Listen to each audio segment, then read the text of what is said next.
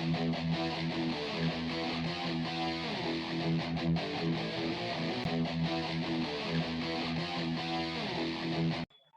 का हमारा टॉपिक है अपर लिम्ब प्रोजेक्शन।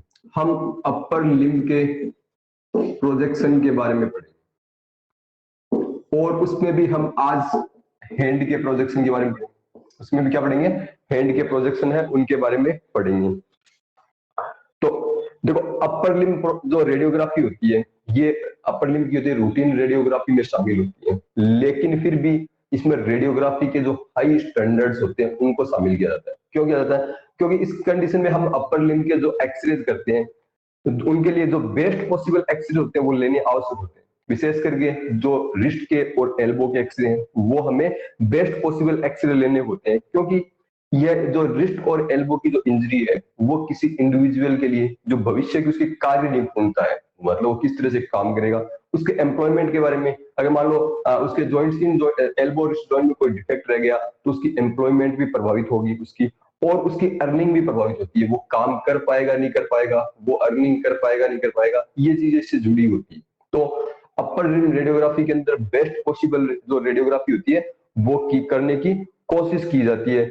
इसमें पेशेंट आइडेंटिफिकेशन तथा करेक्ट जो राइट लेफ्ट मार्कर होते हैं उन मार्कर्स का भी विशेषकर ध्यान रखा जाता है, और मैक्सिमम रेडिएशन प्रोटेक्शन भी सुनिश्चित किया जाता है। क्या किया जाता है? मैक्सिमम रेडिएशन प्रोटेक्शन भी सुनिश्चित किया जाता है। कैसे किया जाता है? इसके लिए क्या करते हैं, जैसे ये आपकी एक्सरे टेबल है तो पेशेंट को इस तरह से बैठाते हैं कि जैसे ये हो गया, ये पेशेंट हो गया, और इस तरह से इस साइड के अंदर इसके पांव इस साइड में, इस तरह से हम इसको पेशेंट को टेबल के ऊपर बिठाएंगे।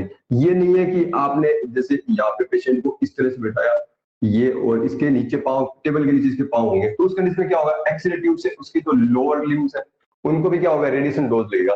इसलिए पेशेंट को इस तरह से इस साइड में फेस करके बिठाया जाता है जिससे उसके फीट्स है वो साइड में रहे, न कि टेबल के नीचे रहे। वरना अगर आप उसके अपर आर्म को टेबल के ऊपर रखोगे उस पर रेडिएशन लगेगा, और नीचे क्या होगा, उनके फीट्स है जो लोअर एक्सट्रीमिटीज है उनके भी रेडिएशन लगने की संभावना होती है। और ये जो पोजीशन है अचीव करने की कंडीशन नहीं होती, और इस कंडीशन में एक्सरे किया जाता है तो कोशिश करते हैं जो उनकी पेशेंट की जो लोअर जो एक्सट्रीमिटीज है वहां पर एक रबड़ की जो सीट है, लेड रबड़ की सीट है, वो रख दी जाती है जिससे रेडिएशन प्रोटेक्शन मैक्सिमम सुनिश्चित हो सके। तो पेशेंट को एक्सरे टेबल के अलोंग साइड किसी भी एक एंड पर बिठाया जाता है, इस तरह से बिठाया जाता है कि उसके जो एक्सट्रीमिटीज है वो बाहर की ओर रहे। लिम्ब को नॉन ओपेक पैड की सहायता से इमोबिलाइज भी किया जा सकता है अपर लिम्स को। हैंड के कौन से प्रोजेक्शन होते हैं वो हम देख लेते हैं। देखो, हैंड के अलग अलग प्रोजेक्शन में हम किस कंडीशन में कौन सा प्रोजेक्शन करते हैं, सबसे पहले मैं वो बताता हूँ। बेसिक प्रोजेक्शन कौन से होते हैं वो बताता हूँ। जैसे फ्रैक्चर और डिसलोकेशन, अगर किसी इंडिविजुअल को फ्रैक्चर या डिसलोकेशन, इस कंडीशन में हैंड का जो पोस्टीरियर प्रोजेक्शन, पोस्टीरियर एंटीरियर, या इसको हम डोर्सीपाल्मर भी बोलते हैं। इसको क्या बोलते हैं? डोर्सीपाल्मर, यानी पोस्टीरियर एस्पेक्ट पर एक्सरे गिरेंगी और एंटीरियर से बाहर निकलेंगी, ये क्या हो गया, पोस्टीरियर एंटीरियर हो गया। उसको डोर्सीपाल्मर भी बोलते हैं। क्यों? क्योंकि डोर्सल एक्सपेक्ट पर एक्सरे गिरेंगी और वेंट्रल एक्सपेक्ट जो पाल्मर सरफेस है उससे बाहर निकलेगी, तो डोर्सीपाल्मर हो गया। ये क्या होता है? बेसिक प्रोजेक्शन है। ये क्या है? एक बेसिक प्रोजेक्शन है। इसके अलावा एक और बेसिक प्रोजेक्शन है जिसमें क्या होता है, एंटीरो पोस्टीरियर ओब्लिक। इसमें क्या होता है? एंटीरो पोस्टीरियर ओब्लिक होता है। इस कंडीशन में क्या होता है, हैंड को थोड़ा सा रोटेट करके हम एंटीरो पोस्टीरियर ओब्लिक कंडीशन ले लेते हैं। आगे हम डिटेल से पढ़ेंगे। तो फ्रैक्चर और डिसलोकेशन की कंडीशन में पोस्टीरियर एंटीरियर या डोर्सीपाल्मर सर्पियन को लेते हैं। ये दोनों क्या होते हैं? Basic projection. ये दोनों क्या होते हैं? बेसिक प्रोजेक्शन होते हैं इसके। इसके अलावा अगर सीरियस इंजरी हो या कोई फॉरेन बॉडी हो, क्या हो, सीरियस इंजरी या फॉरेन बॉडी हो, इस कंडीशन में हम क्या करते हैं, इस कंडीशन में हम लेटरल बेसिक जो होता है वो करते हैं। क्या करते हैं? लेटरल जो प्रोजेक्शन होगा वो करेंगे, जिसमें क्या होता है, फॉरेन बॉडी की जो लोकेशन है उसको डिसाइड करने के लिए लेटरल प्रोजेक्शन होता है, ये बेसिक प्रोजेक्शन होता है। इसके अलावा एंटीरो पोस्टीरियर भी कर सकते हैं। यहाँ पे पोस्टीरियर एंटीरियर किया था, एंटीरो पोस्टीरियर ये एक अल्टरनेट प्रोजेक्शन के रूप में हम एंटीरो पोस्टीरियर प्रोजेक्शन भी हम काफी लेते हैं। ये लेकिन ये अल्टरनेट प्रोजेक्शन होता है, मेनली हम लेटरल प्रोजेक्शन करते हैं। तो क्या करते हैं, जो डोर्सल और पाल्मर सरफेस के रिगार्डिंग जो फॉरेन बॉडी होती है उसकी लोकेशन को डिसाइड करता है। इसके अलावा तीसरी होती है कि पैथोलॉजी, या जैसे कोई पैथोलॉजी हो। पैथोलॉजी कैसी? जैसे एग्जांपल में लो, रिमेटॉइड आर्थराइटिस है, रिमेटॉइड आर्थराइटिस है। अर्ली साइंस आपको देखनी हो, इस कंडीशन में आप क्या करते हो, इस कंडीशन में पीए बाइलेटरल या डोर्सीपाल्मर बाइलेटरल हैंड, दोनों हैंड के क्या करते हैं, पीए जो बाइलेटरल करते हैं, या जो एंटीरियर ओब्लिक है बाइलेटरल पोजीशन में करते हैं, जिसे हम बॉल कैचर्स पोजीशन भी करते हैं, जिसे क्या कहते हैं, बॉल कैचर प्रोजेक्शन भी बोल देते हैं, जिसमें बॉल कैच करने वाली प्रोजेक्शन होती है इसको। तो ये क्या होते हैं, अलग अलग पैथोलॉजी में, या जो पैथोलॉजी में कौन से एक्सरे करेंगे उन एक्सरे के बारे में ये हो गया। अब हैंड के कौन से प्रोजेक्शन होते हैं वो भी हम देख लेते हैं, जो हम जिनको हम स्टडी करने वाले हैं, जिनको हम देखने वाले हैं। हैंड के प्रोजेक्शन, हैंड के 5 प्रोजेक्शन हम मेनली स्टडी करते हैं। सबसे पहला प्रोजेक्शन होता है डोर्सीपाल्मर। सबसे पहला प्रोजेक्शन क्या होता है, डोर्सीपाल्मर, डीपी बोल देते हैं इसको, या इसी को पोस्टीरो एंटीरियर भी बोलते हैं। इसी को क्या बोल देते हैं, पोस्टीरो एंटीरियर भी बोल देते हैं। सबसे पहला प्रोजेक्शन है बेसिक प्रोजेक्शन के रूप में मैंने आपको बताया था। दूसरा था डीपी ओब्लिक, या इसी को ही हम एंटीरियर ओब्लिक भी बोलते हैं। क्या बोलते हैं, एंटीरियर ओब्लिक, एंटीरियर ओब्लिक भी बोल देते हैं। ये प्रोजेक्शन भी करते हैं। तीसरा प्रोजेक्शन के रूप में हम देखें तो इसका मैंने बताया था फॉरेन बॉडी ग्रुप एक लेटरल प्रोजेक्शन भी करते हैं। हम पढ़ रहे हैं हैंड की प्रोजेक्शन, क्या होता है, लेटरल प्रोजेक्शन भी होता है। फोर्थ प्रोजेक्शन कौन सा होता है, फोर्थ प्रोजेक्शन होता है इसका डोर्सीपाल्मर बाइलेटरल हैंड, जो बाइलेटरल हैंड का डोर्सीपाल्मर होता है। और फिफ्थ प्रोजेक्शन क्या होता है, फिफ्थ प्रोजेक्शन मैंने अभी आपको बताया था एंटीरो पोस्टीरियर बाइलेटरल हैंड, तो एंटीरो पोस्टीरियर ओब्लिक और ये बाइलेटरल हैंड। इसी को मैंने आपको बताया था, इसी को बॉल कैचर्स प्रोजेक्शन भी बोल देते हैं, और इसी को ही नॉरगार्ड प्रोजेक्शन भी बोलते हैं। इसी को भी क्या होते हैं, नॉरगार्ड प्रोजेक्शन भी हम बोलते हैं। तो इस प्रोजेक्शन के 3 नाम होते हैं। ये नेम व्यू है, इसका मोस्ट इंपोर्टेंट है। रेडियोग्राफी के अंदर जो नेम व्यू होते हैं, जो नेम के वो क्या होते हैं, कुछ ज्यादा इंपोर्टेंट होते हैं, तो इसलिए इसको ध्यान रखना होगा। Anterior bilateral, anterior posterior oblique, या बॉल कैचर्स प्रोजेक्शन, या इसी को हम नॉरगार्ड प्रोजेक्शन भी हम इसको बोल देते हैं। रूटीनली क्या करते हैं, हम 2 प्रोजेक्शन करते हैं पेशेंट के। क्या करते हैं, जो इसका डोर्सीपाल्मर और ओब्लिक व्यू करते हैं। उसके अलावा अगर अल्टरनेट प्रोजेक्शन की आवश्यकता होती है तो वो भी करते हैं। इसके लिए 18 × 24 सेंटीमीटर की जो एक्सरे जो कैसेट होती है वो काम में जाती है। इंच में अगर देखें तो ये 10-12 इंच की कैसेट होती है, ये लेते हैं। और इस पर क्या करते हैं, एक बार में एक ही चाहे तो एक ही कैसेट पर हम 2 प्रोजेक्शन ले सकते हैं। कैसे, एक लेड डिवाइडर की सहायता से क्या करते हैं, फर्स्ट हाफ पर इस लेड डिवाइडर रख देते हैं, इस पार्ट पर प्रोजेक्शन ले लिया, नेक्स्ट बार वो लेड डिवाइडर क्या करते हैं, इस पर पोजीशन कर देते हैं और यहाँ पर प्रोजेक्शन ले लेते हैं। तो हम चाहे तो एक ही कैसेट पे 2 प्रोजेक्शन भी ले सकते हैं, या सेपरेट अलग अलग जो कैसेट होती है उस पर हम एक सिंगल प्रोजेक्शन भी ले सकते हैं। तो चलिए हम एक एक करके इन सभी प्रोजेक्शन की को डिटेल से हम देख लेते हैं। मैं सारे प्रोजेक्शन आपको कंपैरेटिवली पढ़ाने वाला हूँ इसके अंदर, तो मैं एक एक करके आपको ये बता देता हूँ हम किस किस हेडिंग में पढ़ेंगे, इनको कैसे पढ़ेंगे। तो सबसे पहले जैसे यहाँ पे आ गया सीरियल नंबर, यहाँ पे नेम प्रोजेक्शन हो गया, यहाँ पर उसकी जो पोजीशन ऑफ पेशेंट हो जाएगी, यहाँ पर हो जाएगी centring direction and centring of X-ray beam, और यहाँ पर इसेंशियल इमेज कैरेक्टरिस्टिक्स या रिमार्क, कोई स्पेशल रिमार्क हो तो हो जाएगा। तो सबसे पहला प्रोजेक्शन मैंने आपको बताया था डोर्सीपाल्मर।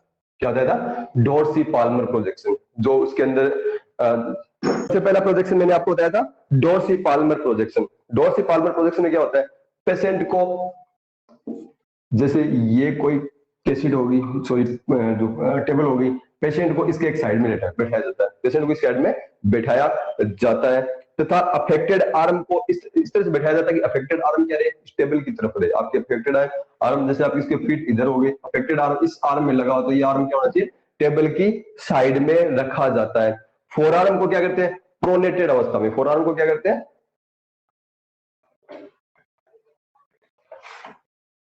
फोर आर्म को क्या करते हैं, प्रोनेटेड अवस्था में इस टेबल के ऊपर, इस जो कैसेट के ऊपर इस तरह से रखा जाता है कि पाल्म होती है, जो पाम है एक्स की है, कि क्या हो, कैसेट के ऊपर रखी हो और ये रिलैक्स अवस्था में, ये क्या हो, ये इमेज रिसेप्टर के कांटेक्ट में हो और एकदम से रिलैक्स अवस्था में हो।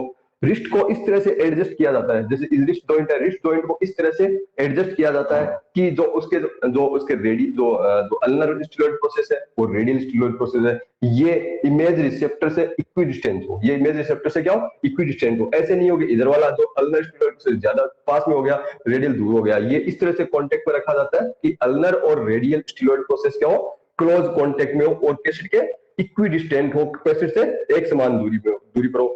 फिंगर्स को क्या करते हैं, थोड़ा सा एक्सटेंडेड अवस्था में रखा जाता है, तो ध्यान रखा जाता है कि वो इमेज रिसेप्टर के कांटेक्ट में हो, तो ध्यान क्या रखा जाता है, इमेज रिसेप्टर के कांटेक्ट में हो। तो पेशेंट की पोजीशनिंग के अंदर क्या ध्यान रखा जाता है, पेशेंट की पोजीशनिंग में ध्यान रखा जाता है सबसे पहली चीज तो कि फोर आर्म क्या हो, फोर आर्म प्रोनेटेड अवस्था में हो, फोर आर्म प्रोनेटेड अवस्था में हो। पाल्म क्या हो, कैसेट के कांटेक्ट में हो एंड रेडियल और स्टीलॉइड प्रोसेस ये क्या हो, कैसेट से इक्वी डिस्टेंट हो, कैसेट से क्या हो, इक्वी डिस्टेंट हो, एक समान दूरी पर हो। इस कंडीशन में रखने के बाद में नेक्स्ट पॉइंट आता है centring, direction and centring of X-ray beam. देखिए इसमें क्या करते हैं, जो वर्टिकल एक्सरे बीम का भी इसमें क्या करते हैं, वर्टिकल एक्सरे बीम ली जाती है और वर्टिकल एक्सरे बीम को थर्ड मेटाकार्पल के हेड पर सेंटर किया, के हेड पर सेंटर किया जाता है। क्या होता है थर्ड मेटाकार्पल, मान लो देखो ये तो क्या होगी, ये कार्पल बोन होगी, ये क्या होगी, कार्पल बोन होगी, ये आपकी फर्स्ट मेटाकार्पल होगी, ये सेकंड, ये थर्ड, ये फोर्थ, ये हो गया। ये तो क्या हो गया, ये आगे थंब बन गया। ये क्या होगी, ये फ्लेंजेस होगी। तो जो मेटाकार्पल है उसकी काउंटिंग कहां से करते हैं, थंब की साइड से करते हैं, उसकी क्या से करते हैं, थंब की साइड से करते हैं। जो यहाँ पे first metacarpal, second, third, fourth, fifth, और मेटाकार्पल का जो एंड जो एंड रिस्ट से जुड़ा होगा उसको हम क्या कहते हैं, उसको बेस बोलते हैं, उसको क्या बोलते हैं, बेस बोलते हैं। बीच में क्या होगा, नेक बोल दो या बॉडी बोल दो, और अपर हैंड जो फ्लेंजेस की तरफ होगा वो क्या होगा रे, वो हेड कहलाता है, वो क्या होगा, हेड कहलाता है। काउंटिंग किधर से करते हैं, काउंटिंग हम थंब की तरफ से करते हैं, first metacarpal, second metacarpal, third, fourth और फिफ्थ। तो फर्स्ट ये होगी, सेकंड, थर्ड, जो मिडिल फिंगर है उसका जो हेड होगा उसको वहां पर हम क्या करते हैं, इसकी सेंटरिंग करेंगे। तो एक्सरे बीम की सेंटरिंग क्या करते हैं, थर्ड मेटाकार्पल के हेड पर करते हैं, थर्ड मेटाकार्पल क्या करते हैं, हेड पर करते हैं, इसको हेड भी बोलते हैं, इसको डिस्टल एंड भी बोलते हैं, ये प्रोक्सिमल एंड होता है। तो ये सेंटरिंग होगी, सेंटरिंग कहां करेंगे, थर्ड मेटाकार्पल के हैंड पर हम इसकी सेंटरिंग करेंगे।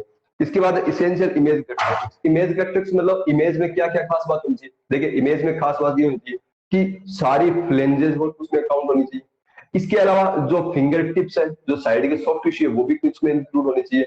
इसके अलावा जो जो रेडियल और स्टीलॉइड प्रोसेस है, जो रेडियल और स्टीलॉइड प्रोसेस है वो भी क्या होनी चाहिए, वो भी इसके अंदर दिखाई देने चाहिए। जो मेटाकार्पल्स है, सारे मेटाकार्पल्स उसके अंदर दिखाई देंगी और रेडियल और स्टीलॉइड प्रोसेस भी इमेज के अंदर दिखाई देनी चाहिए।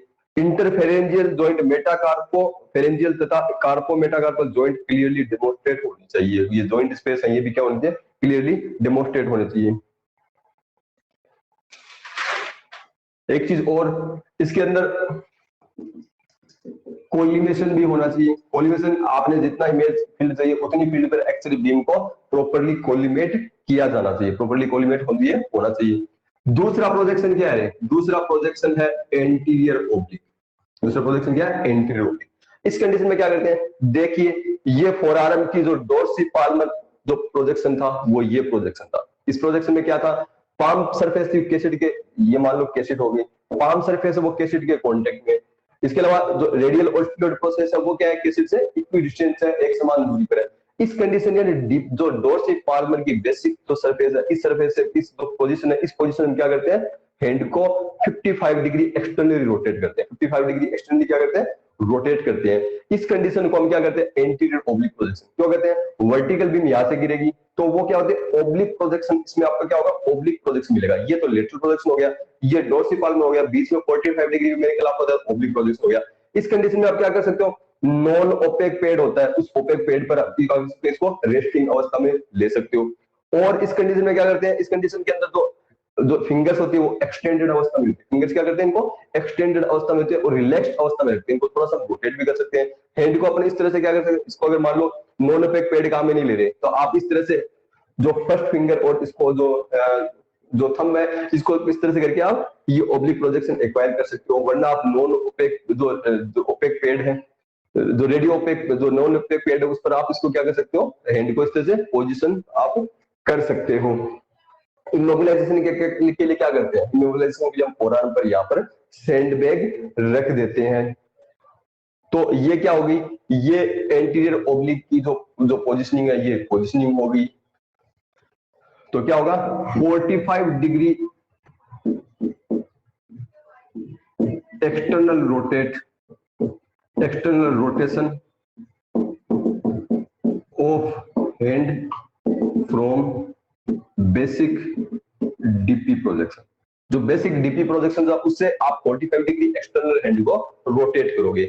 इस कंडीशन के अंदर आप क्या करोगे, इस कंडीशन के अंदर एक्सरे बीम की सेंटरिंग डाल दो। इस कंडीशन में एक्सरे, देखो ये कंडीशन होगी, इस कंडीशन में आप एक्सरे बीम की सेंटरिंग जो फिफ्थ मेटाकार्पल का हेड है उस फिफ्थ मेटाकार्पल के हेड पर करते हो। इस पर क्या करते हो, फिफ्थ मेटाकार्पल हेड पर करते हो। और इस अवस्था से आप एक्सरे ट्यूब को थोड़ा सा एंगल इस तरह देते हो कि एक्सरे बीम की सेंटरिंग हो जाए थर्ड मेटाकार्पल पर हो जाए, क्या हो जाए, थर्ड मेटाकार्पल के हेड पर हो जाए। मतलब आपने सबसे पहले प्रोजेक्शन में सेंटरिंग कहा कि यहाँ पे, उसके बाद में एक्सरे बीम को थोड़ा सा इस तरह से रोटेट करते हो कि एक्सरे बीम की सेंटरिंग हो जाए थर्ड मेटाकार्पल के हेड पर हो जाए, फर्स्ट से थर्ड पर आ जाए। जिससे क्या होगा, आपको जो मेटाकार्पल से इनके बीच का जॉइंट स्पेस होगा वो क्लियरली आपको दिखाई देने लग जाएगा।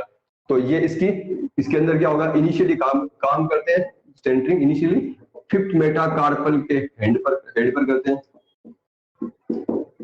और उसके बाद में ट्यूब को इतना रोटेट करते हैं कि जो सेंटरिंग पॉइंट कहां पर आ जाए, थर्ड मेटाकार्पल के हेड पर, थर्ड मेटाकार्पल के हेड पर आ जाए। इसेंशियल इमेज कैरेक्टरिस्टिक्स वही आपकी जो एक्सरे इमेज में सारी फ्लेंजेस आनी चाहिए, मेटाकार्पल आनी चाहिए, फिंगर टिप्स आने चाहिए, सॉफ्ट टिश्यू सारे इंक्लूड होने चाहिए। इसके अलावा जो रेडियस और अल्ना का जो स्टीलॉइड प्रोसेस है वो भी इसके अंदर क्या होना चाहिए, इसमें शामिल होना चाहिए, इसके अंदर इंक्लूड होना चाहिए। इसका थर्ड प्रोजेक्शन है लेटरल प्रोजेक्शन। थर्ड प्रोजेक्शन क्या है, लेटरल प्रोजेक्शन। लेटरल प्रोजेक्शन किस कंडीशन में किया जाता है, लेटरल प्रोजेक्शन में मेटाकार्पल एक दूसरे पर प्रोजेक्ट हो जाती है। आपने जैसे ये लेटरल प्रोजेक्शन हो गया, इसमें सारी मेटाकार्पल क्या होंगे, एक दूसरे की ओर प्रोजेक्ट हो जाती है।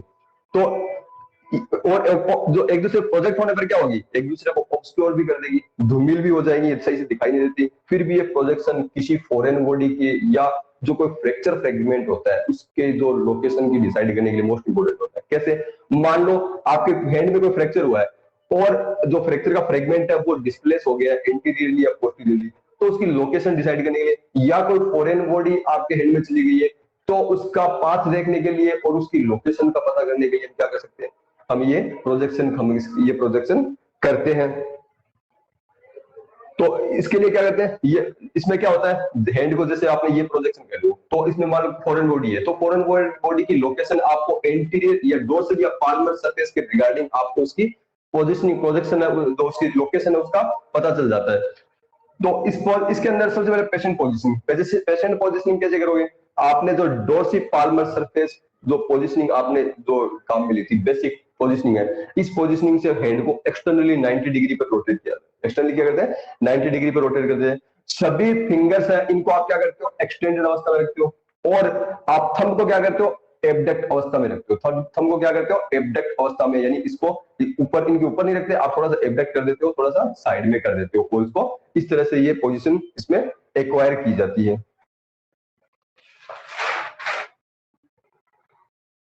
इस कंडीशन में एक चीज का और ध्यान रखा जाता है कि आपका जो स्टीलॉइड प्रोसेस है, अल्नर और रेडियल स्टीलॉइड प्रोसेस है, ये एक दूसरे पर सुपर इंपोज होनी चाहिए। ये क्या होनी चाहिए, एक दूसरे पर सुपर इंपोज होनी चाहिए। और एक्सरे बीम होगी, एक्सरे बीम जैसे ये इस तरह से आपने किया, एक्सरे बीम की वर्टिकल एक्सरे बीम की आप सेंट्रिक पॉइंट का होगा सेकंड मेटाकार्पल, यहाँ पे ये फर्स्ट होगी, सेकंड मेटाकार्पल के हेड पर आपकी एक्सरे बीम की सेंटरिंग की जाती है। सेकंड मेटाकार्पल के हेड पर आपकी क्या की जाती है, एक्सरे बीम की सेंटरिंग की जाती है। इसके बाद एसेंशियल इमेज कैरेक्टरिस्टिक वही सेम है, जो सभी सॉफ्ट टिश्यूज है, जो फ्लेंजेस है, मेटाकार्पल है, स्टीलॉइड प्रोसेस है, वो सारे सब कुछ दिखाई देना चाहिए। सॉफ्ट टिश्यूज और फिंगर टिप्स भी इसमें क्या होनी चाहिए, इंक्लूड होनी चाहिए। इसमें ध्यान रखा जाता है कि मेटाकार्पल के हेड सुपर इम्पोज होनी चाहिए, मेटाकार्पल के हेड एक दूसरे पर सुपर इम्पोज होने चाहिए। थंब किसी दूसरी स्ट्रक्चर को सुपर इम्पोज किए बिना ही क्लियरली प्रदर्शित होना चाहिए। तो थंब है वो किसी दूसरी सरफेस को, ये जैसे सेपरेट हमने एबडक्ट किया था, तो ये किसी दूसरी सरफेस को सुपर इम्पोज नहीं करना चाहिए, ये क्या होना चाहिए, क्लियरली डेमोन्स्ट्रेट होना चाहिए। इस प्रोजेक्शन में क्या होता है, इस प्रोजेक्शन में फॉरेन बॉडी की पोजीशन को आइडेंटिफिकेशन के लिए क्या करते हैं, हम स्क्रीन फिल्म मान लो अगर काम में ले रहे हैं तो उस कंडीशन में केवी को थोड़ा सा कम कर देते हैं। केवी को कम करने से क्या होगा, आपकी जो फॉरेन बॉडी है वो foreign body low contrast image के कारण अच्छे से विजुलाइज हो जाएगी। और इसके अलावा क्या होता है, इसके अलावा इस प्रोजेक्शन है, इस प्रोजेक्शन में बॉक्सर फ्रैक्चर होता है, जो फिफ्थ मेटाकार्पल है, इसकी जो नेक का फ्रैक्चर होता है जिसे हम बॉक्सर फ्रैक्चर भी कहते हैं। बॉक्सिंग के दौरान जो टिपिकली होने वाला फ्रैक्चर होता है वो फ्रैक्चर भी इसके अंदर दिखाई दिया जा सकता है, बॉक्सर फ्रैक्चर भी इसके अंदर दिखाई दे सकते हैं। तो बॉक्सर फ्रैक्चर कहां पे होता है, फिफ्थ मेटाकार्पल की नेक पर होने वाला फ्रैक्चर बॉक्सर फ्रैक्चर कहलाता है।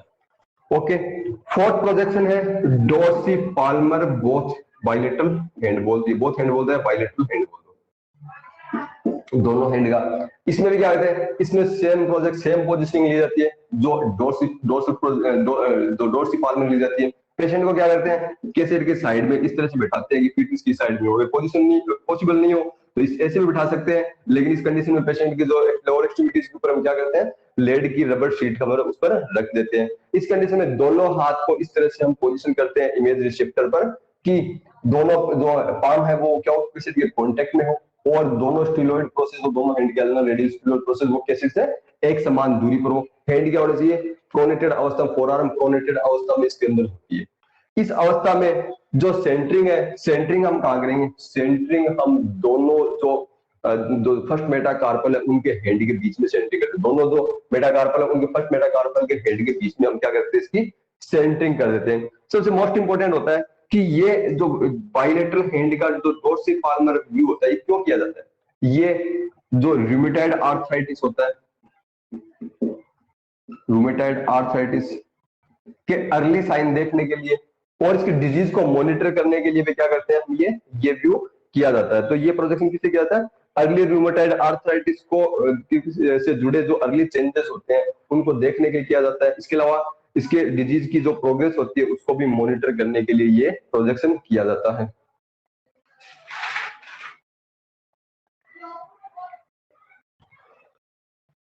इसके अलावा जो फिफ्थ प्रोजेक्शन है वो है anterior oblique bilateral hand, anterior oblique bilateral hand. इसे मैंने आपको बताया था, इसे हम बॉल कैचर्स प्रोजेक्शन भी बोल देते हैं। इसे क्या बोल देते हैं, बॉल कैचर्स प्रोजेक्शन भी बोल देते हैं। और इसी को मैंने आपको बताया था, इसी को हम नोरगार्ड प्रोजेक्शन भी कहते हैं। इसी को क्या कहते हैं, नोरगार्ड प्रोजेक्शन भी कहते हैं। इस प्रोजेक्शन में क्या करते हैं, इस प्रोजेक्शन में हम दोनों हैंड को इस तरह से, जो आपकी इमेज रिसेप्टर है उस पर इस तरह से रखते हैं कि जो एंटीरियर एंटेरोपोस्टीरियर कंडीशन रखते हैं। तो इस कंडीशन से आपको हैंड को 45 डिग्री इस तरह से हैंड को इंटरनली रोटेट करते हैं कि आपके दोनों हैंड क्या हो, बॉल कैच करने की पोजीशन में आ जाए, बॉल कैच करने की पोजीशन में आ जाए। आपके जो हैंड के जो पोस्टीरियर जो डोर्सल सरफेस होंगे दोनों, वो क्या करते हैं, कैसेट के कांटेक्ट में रखते हैं और थोड़ा सा हम इस तरह से रोटेट करते हैं जिससे हैंड क्या हो, बॉल कैचर्स पोजीशन के अंदर आ जाए, आपकी बॉल कैच करने की अवस्था में आ जाए। ये जो बॉल कैचर्स पोजीशन या प्रोजेक्शन या नोरगार्ड प्रोजेक्शन है या एंटीरियर ओब्लिक प्रोजेक्शन है, इसका उपयोग हम रूमेटॉइड आर्थराइटिस के डायग्नोसिस के रूप के लिए भी किया जाता है। इसके अलावा फिफ्थ मेटाकार्पल है, जो फिफ्थ मेटाकार्पल का जो बेस का फ्रैक्चर है वो भी इसके द्वारा आसानी से देखा जा सकता है। इस कंडीशन में हम सेंटरिंग क्या करेंगे, इस कंडीशन में सेंटरिंग हम फिफ्थ मेटाकार्पल के जो दोनों जॉइंट स्पेस है उनके दोनों जॉइंट है उनके बीच में हम इसकी सेंटरिंग कर देते हैं, उसके बीच में हम सेंटरिंग कर देते हैं। इसेंशियल इमेज कैरेक्टरिस्टिक्स सेम वही है, सभी फिंगर टिप्स दिखाई देने चाहिए आपको, उसमें फ्लेंजेस, मेटाकार्पल, कार्पल बोन सभी दिखाई देने चाहिए। इसके अलावा रेडियस और अल्ना के स्टीलॉइड प्रोसेस भी आपको इसके अंदर दिखाई देना चाहिए। रेडिएशन प्रोटेक्शन का इसके अंदर ध्यान रखा जाता है, सारी चीजों का इसके अंदर ध्यान रखा जाता है। तो ये आपके हेड के प्रोजेक्शन कंप्लीट है। 5 प्रोजेक्शन मैंने आपको बता दिए, dorsi Palmer, anterior oblique, lateral projection, DP oblique और नोरगार्ड प्रोजेक्शन या बॉल कैचर्स प्रोजेक्शन हो गया।